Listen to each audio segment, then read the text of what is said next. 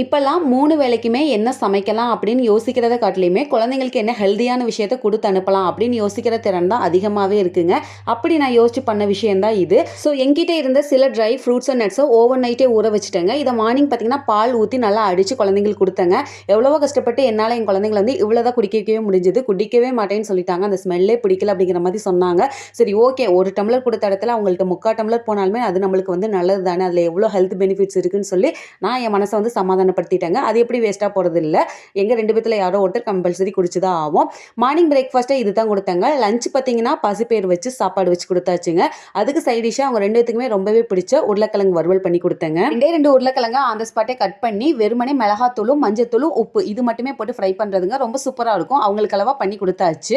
Snacks பார்த்தீங்கன்னா பெரியவளுக்கு வந்து கார நடக்கலையும் சின்னவளுக்கு ட்ரை ஃப்ரூட்ஸும் வச்சு கொடுத்தேங்க. இந்த வீடியோ பிடிச்சிருந்தா லைக் பண்ணி மறக்காமல் நம்ம சேனலை சப்ஸ்கிரைப் பண்ணி சப்போர்ட் பண்ணுங்கள். நன்றி.